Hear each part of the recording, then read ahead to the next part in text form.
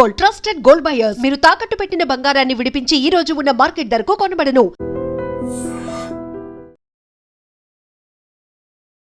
నమస్తే, welcome to I dream social spotlight with కవిత.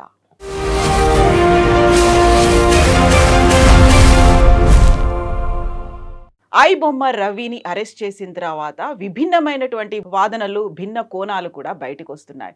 రవికి సామాన్య ప్రజల నుంచి మద్దతు లభిస్తోంది. ఎట్ ద సేమ్ టైం ఆయన కేసుని మేము ఉచితంగా వాదిస్తాము అని చెప్తున్నటువంటి అడ్వకేట్ల నెంబర్ కూడా పెరుగుతోంది.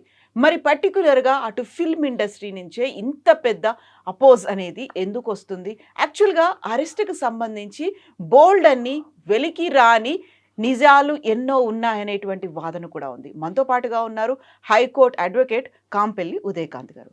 నమస్తే అండి. Good morning madam. ఎలా ఉన్నారు మీరు? ఐఎమ్ గుడ్ మేడం, మీరు ఎలా ఉన్నారు? ఐఎమ్ గుడ్ అండి. సో రవి అరెస్ట్ తర్వాత వినిపిస్తున్నటువంటి డిఫరెంట్ ఆస్పెక్ట్స్ అనేవి ఉన్నాయి. అన్నీ కాంట్రాస్ట్గా ఉన్నాయి. At the same time public నుంచి ఒక రాబిన్ హుడ్ అనేటువంటి ఒక ఇమేజ్ అనేది కూడా కనిపిస్తుంది. ఆయనకే మా మద్దతు అనేది. But at the same time ఆయన ఎన్కౌంటర్ చెయ్యాలి అనేటువంటి ప్రొడ్యూసర్ల వాదన కూడా వినిపిస్తుంది. ఏంటి ఇన్ని రకాల భిన్న కోణాలు ఇంతకుముందు ఎప్పుడు కనిపిస్తున్నాయి ఎందుకు? Certainly yes madam. First of all మీకు నేను థ్యాంక్స్ చెప్పాలి, ఎందుకంటే ఒక గుడ్ టాపిక్ తీసుకున్నారు. అండ్ మీ ఇంటర్వ్యూస్ అంటే కూడా నాకు చాలా ఇష్టం. I really admire your interviews. And ఒక మంచి టాపిక్ మీద మీతో నేను పార్టిసిపేట్ చేయడం I'm very happy for that. And ఏంటంటే మేడం, మంచి టాపిక్ అని ఎందుకు అంటున్నానంటే ఇట్స్ అనే మెసేజ్ ఓరియంటెడ్ ఇన్సిడెంట్. ఇప్పుడు ఏదైతే జరుగుతుందో ప్రతి ఒక్కరూ ఒక సినిమా అనగానే ఇమోషనల్ అటాచ్మెంట్, ఇమోషనల్ బాండింగ్ ఒకటి ఉంటుంది. అంటే ఒక సింపుల్ ఎగ్జాంపుల్ చెప్తా.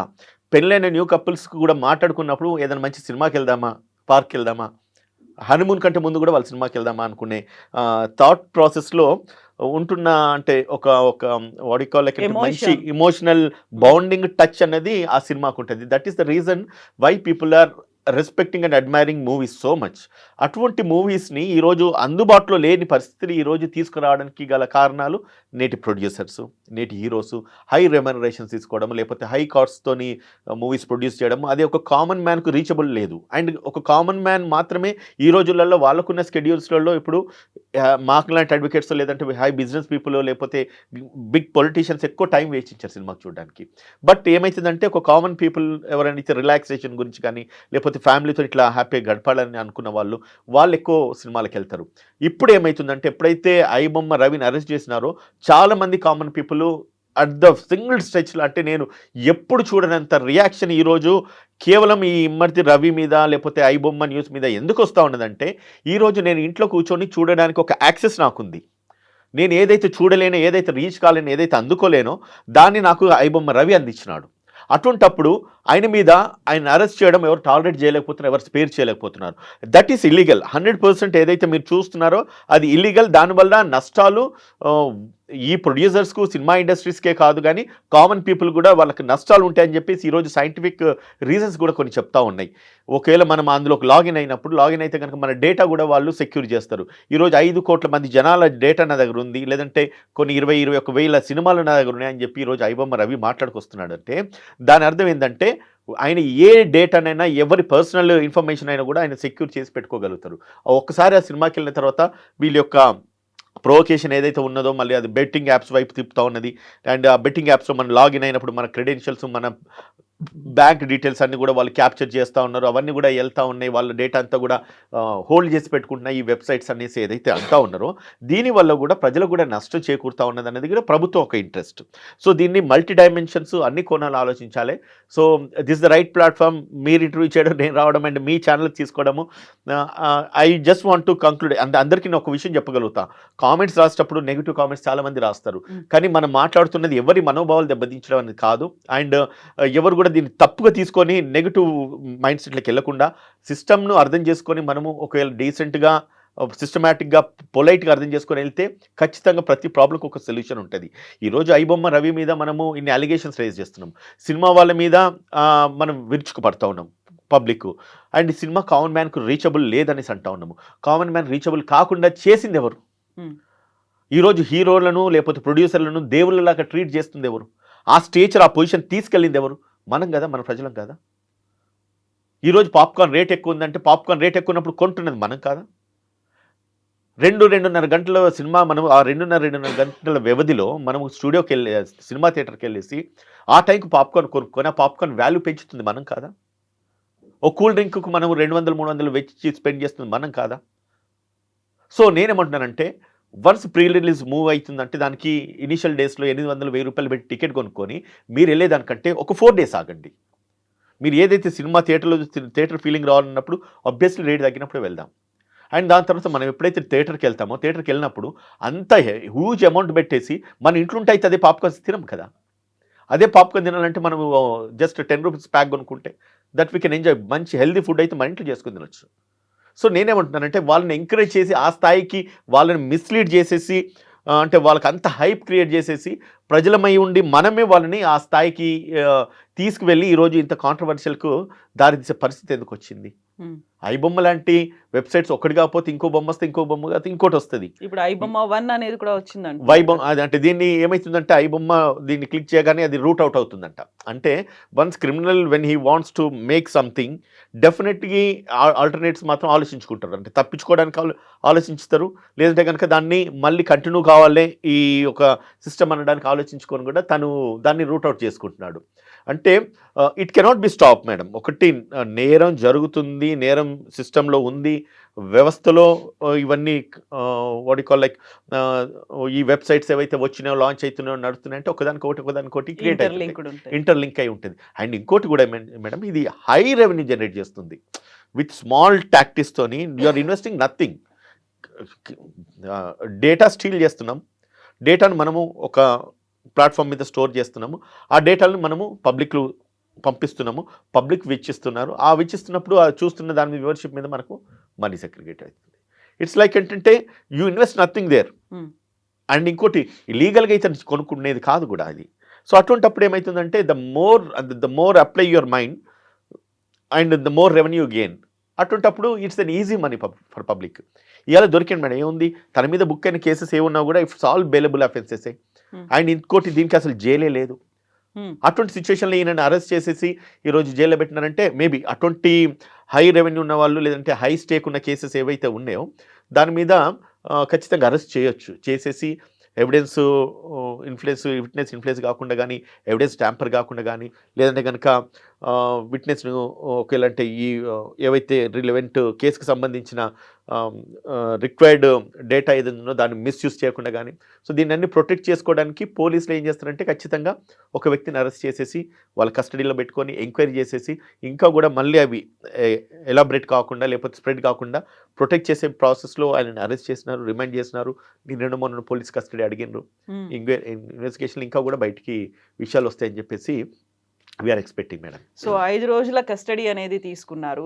దీంతో పాటుగా వచ్చేటువంటి విభిన్నమైనటువంటి వాదనలు, ఒక పర్సన్ ఆయన చేసింది లీగల్ అనేదేమో ప్రజలు అనుకుంటున్నారు, ఇల్లీగల్ అనేదేమో ఇండస్ట్రీ అనుకుంటోంది. రాబిన్ హుడ్ అంటారు, లేకుంటే ఎన్కౌంటర్ చేయాలి అని అంటారు.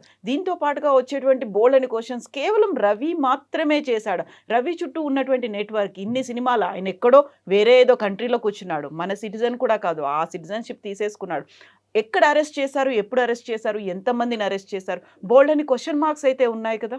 కాన్ఫ్లిక్ట్ ఎక్కడ అవుతుందంటే మేడం, నేను చాలా వెబ్సైట్స్లో కానీ గూగుల్లో సెర్చ్ చేసినప్పుడు ఒకసారి ఏమో ఎయిర్పోర్ట్లో అరెస్ట్ చేసినాను, ఒకసారి చూస్తున్న కుక్కటిపల్లిలో అరెస్ట్ చేసినారు, ఆయన ఇంట్లో అరెస్ట్ చేసినారు, ఒకసారి ఏమో ఒకే వ్యక్తిని అరెస్ట్ చేసినట్టున్నారు. దాని తర్వాత ఒక్క వ్యక్తిని చేయడు కదా, ఆయన చుట్టూ ఇంకోటి ఏదో ఒక నెట్వర్క్ అవుతుంది కదా. మరి వాళ్ళంతా ఏమైనారు, వాళ్ళని ఎందుకు అరెస్ట్ చేయలేదు? వాళ్ళని అరెస్ట్ చేసేసి ఇంకా ఏదైనా వాళ్ళని దాచినారా, ఇంకేదైనా ఎవిడెన్స్ వీళ్ళు ఏమైనా గ్యాదర్ చేస్తున్నారా పోలీస్ అనేది కూడా పోలీస్ డ్యూటీలో భాగంగా ఇవన్నీ చేయాల్సిన అవసరం ఉన్నది. సో బట్ 15th నాడే అరెస్ట్ చేసినారా, అంతకంటే ముందు అరెస్ట్ చేసినారా? అండ్ ఇంకోటి ఇంత ఛాలెంజ్ ఇస్తున్నాడు పోలీస్ డిపార్ట్మెంట్కు, తెలంగాణ పోలీస్కు ఒక ఛాలెంజ్ ఇస్తున్నాడు, నన్ను ఏమి చేయలేరు అనేసి. మరి అంత ఛాలెంజ్, అంత కాన్ఫిడెంట్గా ఉన్న వ్యక్తి అంత సింపుల్గా ఎందుకు అరెస్ట్ అయినాడు? There are several doubts, suspicions అందరి మైండ్లో తిరుగుతూ ఉన్నది. సో అంటే యాజ్ ఎ లా నోయింగ్ పర్సన్గా, ఒక అడ్వకేట్గా కానీ, లేకపోతే ఒక కాంగ్రెస్ పార్టీ ప్రతినిధిగా కానీ నేనేమంటానంటే పబ్లిక్కు అయితే ఒక మెసేజ్ అయితే ఇవ్వగలుగుతాను. ఇల్లీగల్ ఎప్పుడు నేరమే, దొంగతనం ఏ రోజు ఒకరోజు కాకపోతే మరొక రోజు దొరుకుతుంది. Every criminal will leave his visiting card at the place of offence అంటారు. అంటే ఒక నేరం చేసిన వాడు తను చేసిన నేరం చోట ఏదైతే నేరం జరుగుతుందో, నేరం చేస్తాడో అక్కడ తన విజిటింగ్ కార్డు వదిలేస్తాడు. అంటే తను డైరెక్ట్గా రూట్ అవుట్ చేస్తే ఇంటికి తీసుకెళ్తుంది. అట్లా ఎవరు కూడా నేరం చేసిన వాళ్ళు తప్పించుకోవడానికి స్కోప్ లేదు. ఒక్కరోజు కాకపోతే మరొక రోజు దొరుకుతారు. సో ఇతను నేరం చేసినాడా నేరం చేయలేదంటే చట్టపరంగా ఇతను నేరం చేసిండు. కానీ పబ్లిక్ వ్యూలో ఏమైంది, మెజారిటీ మేక్స్ లా.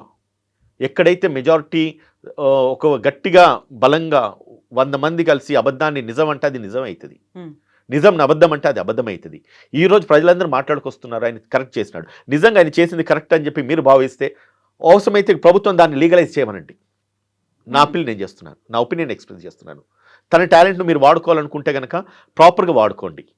ఎందుకంటే he's a very common man who was just a graduate with his knowledge. ఇంత టోటల్గా ఇంత పెద్ద యంత్రాంగాన్ని ఇన్ని కోట్లను తను క్యాప్చర్ చేసుకోగలిగిన, అంత రెవెన్యూ చేయగలిగిన, అంత నాలెడ్జ్ ఉన్న శక్తి సామర్థ్యాలు ఉన్న వ్యక్తిని సో ఆ మట్టుకు ఆ పర్టికులర్గా దానికే కాకుండా ఇంకా దేనికైనా బెటర్ యూజ్ చేస్తాం. చాలా మంది హీరోస్ అక్కడ ప్రెస్ మీట్లలో వాడుతూ ఉన్నారు. చాలా మంది కామన్ మ్యాన్ కూడా అదే మాట్లాడుతున్నారు. అంత టాలెంట్ ఉన్న వ్యక్తిని మనం ప్రాపర్గా ఎందుకు వాడుకోవద్దు? ఆయన ఒక ఫ్యామిలీ ఇష్యూలో ఏమీ లేదు అని చెప్పి చీకొట్టి చీదరించి బయటికి పంపించిన వ్యక్తిని, ఫ్యామిలీ వెలివేసిన వ్యక్తిని ఈరోజు తను ఛాలెంజ్గా తీసుకొని అంత సక్సెస్, ఆయన మటుకు అది సక్సెస్. అది ఇన్ టర్మ్స్ ఆఫ్ మనీ అంటారా, in terms of hacking the systems అంటారా, లేదంటే in terms of hacking the data అంటారా, దట్ ఈస్ హిస్ టాలెంట్. అటువంటి టాలెంట్ని ఇంకేదన్నా మనం వాడుకోగలిగితే నిజంగానే బాగుంటుందని చెప్పి నా ఒక message. But criminal is always a criminal, but it should be very కేర్ఫుల్గా చూసుకొని దాన్ని ఆయన ఒక టాలెంట్ ఎట్లా వాడుకోవాలనేది కూడా ఈరోజు ప్రభుత్వము నిర్ణయం తీసుకోవాల్సిన అవసరం ఉంటుంది మేడం. మెజారిటీ మేక్స్ లా అన్నారు. ప్రజలంతా ఏమో ఆయన చేసింది మంచి పని అనుకుంటున్నారు, బట్ అక్కడ ఇంపాక్ట్ పడిందేమో వేల కోట్ల టర్న్ ఓవర్లు ఉన్నటువంటి ఒక ఇండస్ట్రీ మీద పడింది, అలాంటి ఆ బిజినెస్ మీద పడింది. ఈయనకు కూడా 100 కోట్లు వచ్చాయి, బట్ అక్కడ బెనిఫిట్ అయింది ఎవరంటారు? I question you one thing very bluntly అడుగుతున్నాను. 1000 కోట్ల బిజినెస్ ఎవరికి అయింది చెప్పండి? ఇక్కడ నువ్వు చేస్తోందంతా ఫిల్మ్ ప్రొడ్యూసర్స్ ఎవరు ఎంజాయ్ చేస్తున్నారు? అవన్నీ ఎవరు ఎంజాయ్ చేస్తున్నారు? డబ్బంతా ఎవరు? Common man? మళ్ళీ అల్టిమేట్ గా వినోదం అనేది వాళ్ళకి ఏమైనా చూసి ఎంజాయ్ చేస్తున్నారు. మీకు ఇచ్చే వినోదానికి ఒక్కొక్క హీరోకి 50 కోట్లు 100 కోట్ల రెమ్యునరేషన్ ఈ రోజు ఇస్తూ ఉన్నారు.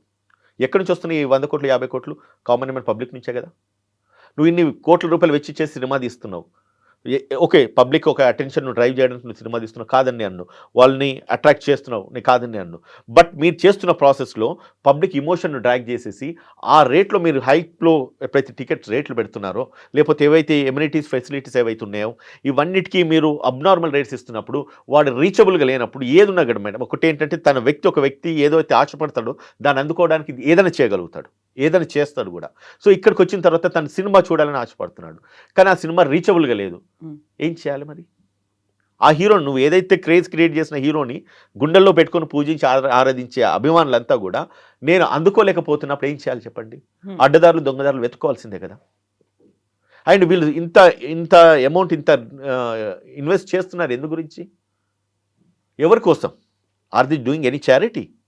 For their benefit, right? వాళ్ళు ఒక లాభాల గురించి చేసుకుంటూ వాళ్ళ లాభాలు వాళ్ళు ఎంజాయ్ చేస్తూ ఏదో దేశాన్ని ఉద్ధరించినట్టుగా సినిమా యాక్టర్స్ ఈరోజు ఫీల్ కావాల్సిన అవసరం లేదు. సి కళ్యాణ్ మాట్లాడుతూ ఎన్కౌంటర్ చేయాలంటున్నాడు. What is your authority to make that statement? ప్రభుత్వం ఏమైనా నీకు నౌకర్లా? And encounter is that easy. And encounter యొక్క పదం యొక్క అర్థం, ఆ డెఫినేషన్ నీకు తెలుసా?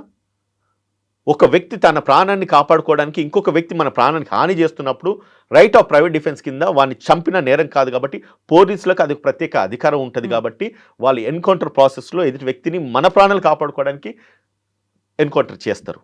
అది ఎప్పుడు వాళ్ళు చంపుతున్నారు లేకపోతే మనం చనిపోబోతున్నాము అన్న సిచ్యువేషన్ వచ్చినప్పుడు గత్యంతరం లేక అని చంపితే అది ఎన్కౌంటర్ అవుతుంది.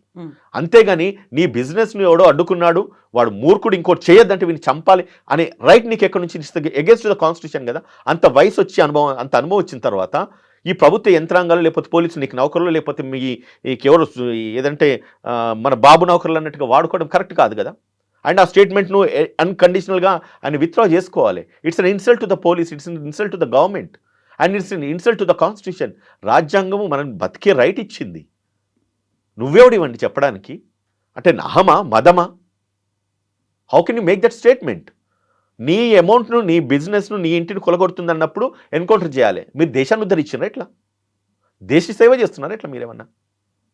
మీరు జనాలని just you are entertaining the people by investing your money and taking their money. వాళ్ళ దగ్గర నుంచి డబ్బులు తీసుకొని నువ్వు ఎంటర్టైన్ చేస్తున్నావు. అండ్ పబ్లిక్ కూడా వాళ్ళు they have to think they అంత అవసరమా? అంత వాళ్ళని అంత హీరోలను చేసి దేవుళ్ళని చేసి చూడాల్సిన అవసరం ఏముంది? నీ తల్లిదండ్రులు నీకు దేవుళ్ళు, నీ గురువులు నీ వీళ్ళు దేవుళ్ళు, నీ ఇంట్లో నీ పిల్లలు లేదంటే కనుక నీ ఫ్యామిలీ వాళ్ళు మనకు ప్రయారిటీ. సో అది కాదని చెప్పేసి వీళ్ళని ఆ స్టేజ్కి మనం తీసుకెళ్ళిన తర్వాత వాళ్ళు ఖచ్చితంగా అడ్వాంటేజ్ తీసుకోరా. ఈరోజు ఐబొమ్మ రవీని అరెస్ట్ చేస్తున్నారు, రేపు ఇంకోటి చేస్తారు. ఈ పబ్లిక్ అంతా కూడా దే ఆర్ గోయింగ్ అండ్ వీళ్ళకు ఫాలోవర్స్ ఎందుకు అవుతా ఉన్నారంటాను నేను. Is it not criminals are not born, they are made అంటారు. వానికి అది మనము ఏదైతే ఎంకరేజ్ చేస్తున్నాం, ఈ బొమ్మని మనం ఎంకరేజ్ చేస్తున్నాము. అండ్ సినిమా వాళ్ళు ఏం చేస్తున్నారు, వీళ్ళని క్రిమినల్స్ చేయడానికి గల కారణం సినిమాలు అవుతున్నారు. ఎందుకు? It's a common thing madam. ఒక ఈ రోజులలో ఒక సింగిల్ థియేటర్ ఉన్న సినిమాలు థియేటర్లు చెప్పండి, ప్రతిదీ మల్టీప్లెక్స్లే. అండ్ ఎవరి కంట్రోల్లో సినిమాలు ఉన్నాయి? కొందరు ప్రొడ్యూసర్స్ మధ్యలో వాళ్ళ కంట్రోల్లో అనే సినిమాలు. ఇది నిజంగా రైట్ టు ఈక్వాలిటీ అన్నాము. కాన్స్టిట్యూషన్ ప్రతి ఒక్కరికి సమాన హక్కు ఇచ్చింది. నువ్వు దాన్ని కాలారాస్తావు. ప్రతి థియేటర్, ఏ ఊర్లో ఏ థియేటర్ ఉన్నా కూడా అది నా కంట్రోల్లో ఉండాలి, నేను చెప్పిన సినిమాలు వేయాలి, నేను చెప్పినట్టుగానే సినిమాలు ఆడాలి. నియంతనా? అడిగే వాళ్ళు, ప్రశ్నించే వాళ్ళు లేక ఈరోజు వీళ్ళని తీసుకెళ్ళేసి మనం పోలీస్ యంత్రాంగం అంతా కూడా పక్క కూర్చుని పెట్టుకుంటున్నారంటే పబ్లిక్ కూడా ఒక రాంగ్ మెసేజ్ వెళ్తా ఉంది. When you're administrator, when you're bureaucrats, మీరంతా కూడా ఎవరిని ఎక్కడ పెట్టాలి, ఏ స్థాయిలో పెట్టాలి, అది ఒక కామన్ మ్యాన్ వెళ్ళేసి నిజంగా నువ్వు కంప్లైంట్ ఇస్తే ఆ ప్రివిలేజెస్ ఇస్తారా? ఇది పబ్లిక్ మైండ్స్లో తిరుగుతూ ఉన్నది. I'm not against to any police officer, I'm not against any system. But ఒకటి ఏంటంటే మనం చేస్తున్న పని మనం ప్రజల కోసం చేస్తూ ఉన్నాం. ప్రజల దగ్గర ట్యాక్సులతోని జీతాలు తీసుకొని పని చేస్తున్నాం. అటువంటప్పుడు మన మెసేజ్, మనం చేస్తున్న మన ఒక బిహేవియర్, మన నడవడికి ఎట్లా ఉండాలంటే పబ్లిక్ మేలు జరిగే విధంగా ఉండాలి. అంతేగాని ఈరోజు దాని మీద కూడా నెగిటివ్ కామెంట్స్ వస్తున్నాయి. పోలీసు అధికారులను people are talking very badly. Though they are హీరోస్గా నటిస్తున్నారు. సినిమాలు వాళ్ళు హీరోసు, మీరు తీసుకొచ్చి వాళ్ళని పక్కన కూర్చోబెట్టుకోవడం వల్ల మీ వ్యక్తిత్వాలు కోల్పోతున్నారు కదా. So this is how the system is functioning. ఇప్పుడు మీరు ఒక మాట అన్నారు, ఆ 100 కోట్లు పెట్టి సినిమాలు తీస్తున్నారు, ఆ తర్వాత టికెట్లు రేట్లు పెంచుకుంటున్నారు అంటే అక్కడ మళ్ళీ మనం ప్రభుత్వాన్ని కూడా క్వశ్చన్ చేయాల్సినటువంటి అవసరం ఉంది. వాళ్ళు ఎవరి కోసం తీస్తున్నారు? పాన్ ఇండియా బడ్జెట్ అనో, లేకుంటే pan India stars, international standards ఇవన్నీ పెట్టి 100 కోట్లు పెట్టిన తర్వాత ప్రతిసారి ఆ బెనిఫిట్ షోనో, ప్రీమియర్ షోలో వాటికి టికెట్లు పెంచుకోవడానికి కూడా వెళ్ళి జీవోలు రిలీజ్ చేయించుకుంటున్నారు. అవి ఎన్ని రోజులు ఉంటుంది, ఈ రేటుతో ఇన్ని రోజులు, ఈ రేటుతో ఇన్ని రోజులు. ఆ తర్వాత కామన్ పబ్లిక్ చూడడానికి రెగ్యులర్ ఏదైతే రేట్ ఉంటుందో టికెట్ చూడాలి అంటే వారం రోజుల తర్వాత, 10 రోజుల తర్వాతే ఉంటుంది కదా. ఈలోపు మా అభిమాన నటుడు, లేకపోతే మా అభిమాన హీరో, మా అభిమాన దర్శకుడు తీసినటువంటి సినిమా మరి గవర్నమెంట్ ఎందుకని పెంచుతోంది అనేది ఉంది కదా. మేడం మీ ఇంటర్వ్యూ, నేను కేసీఆర్ ఒక ఇంటర్వ్యూ చూసిన మేడం, మీరు ఇంటర్వ్యూ చేస్తున్నప్పుడు మీకు రాజకీయ వ్యవస్థ మీకు తెలియదని కాదు, యూఆర్ సీనియర్ జర్నలిస్ట్, ఇవన్నీ ఎందుకు జరుగుతున్నాయి అని చెప్పేసి మీకు చాలా బాగా తెలుసు. అండ్ నేను కూడా ఈరోజు ఒక అడ్వకేట్ కాదు, ఒక సాధారణ పౌరుడి కాదు, ఒక రూలింగ్ పార్టీ ప్రతినిధిగా కూడా నేనున్నాను. ప్రతి విషయాలు ఈరోజు మనం మాట్లాడుకునే పరిస్థితిలో మనం లేము. ఎందుకు అవుతున్నాయి అంటే ఆ ప్రశ్నకు సమాధానం మీకు తెలియదా, నాకు తెలియదా, ప్రజలకు తెలియదా?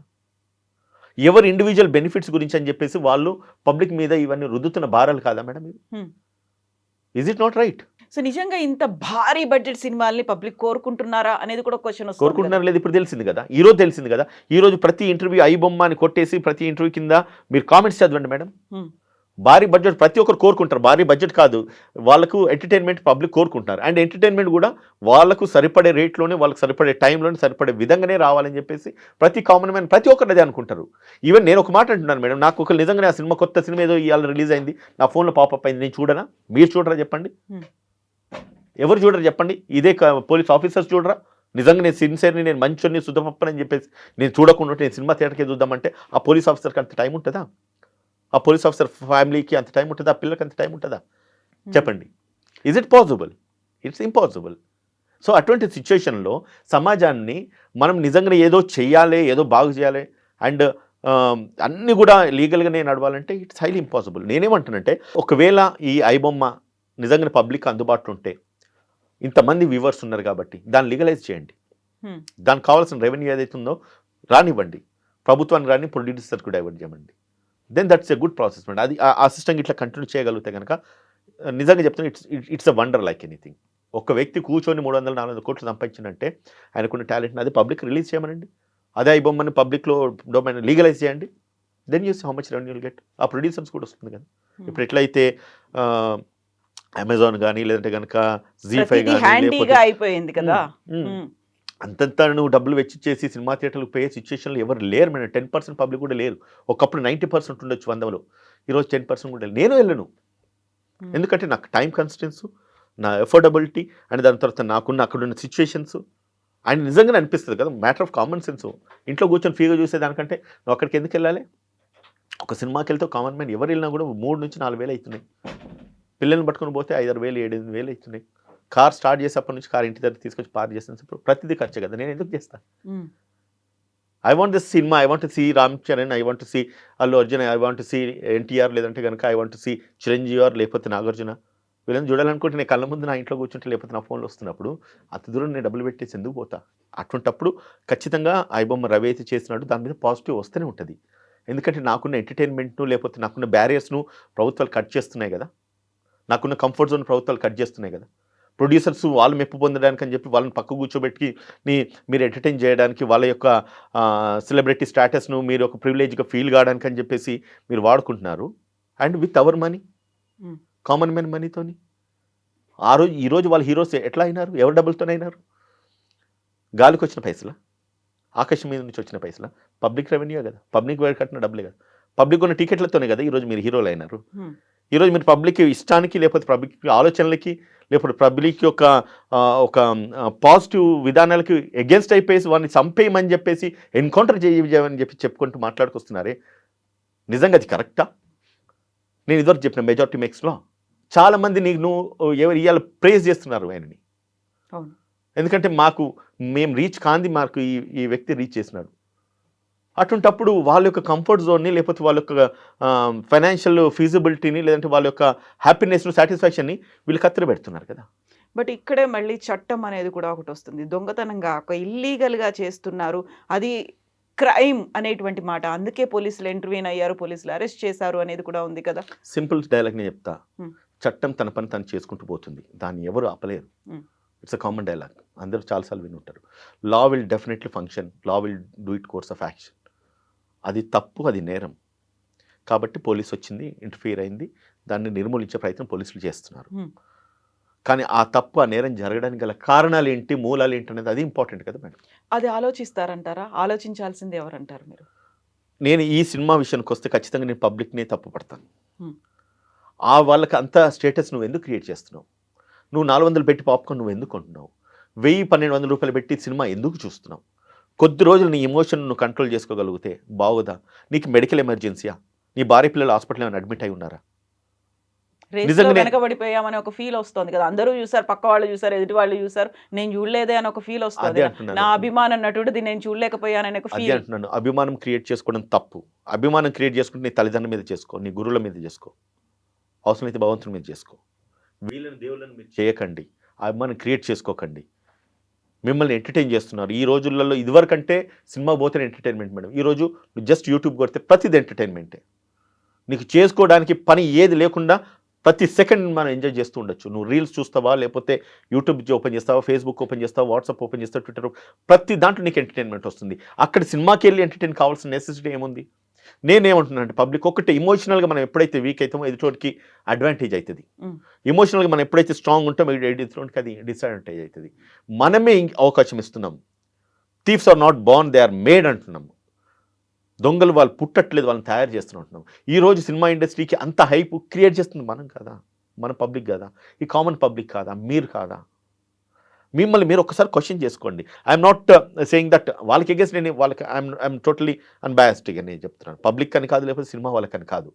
బట్ ఏంటంటే కొంచెం మన ఎమోషన్ మనం కంట్రోల్ చేసుకోగలిగితే things will be in your fold. నువ్వు అంత ఘనము సినిమా ప్రొడ్యూస్ చేస్తున్నారు, తీస్తున్నారు, రిలీజ్ చేస్తున్నారు, ఆ ఎక్స్పెక్టేషన్స్ వీళ్ళకి అభ్యసులు ఉంటాయి. సినిమా ఒక రోజు నిజంగానే మంచి నడవకపోతే ఈ 100 కోట్లు పోయినట్టే కదా. Yes, they are playing a toss. Yes, head or tail, success of ఫెయిల్యూరా డిసైడ్ చేయాల్సింది పబ్లిక్, ప్రజలు.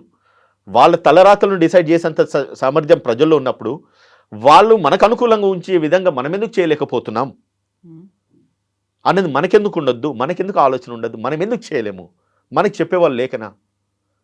ఇప్పుడు let this message go to everybody, let them understand. నిజంగానే ఇది తప్పు కదా, వాళ్ళకి అంత సినిమా మనమే ఇస్తున్నాం కదా.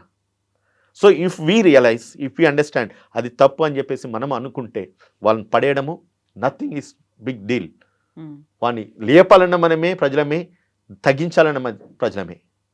ఒకరిని హీరో చేయాలన్న మనమే, విలన్ చేయాలన్న మనమే, జీరో చేయాలన్న మనమే.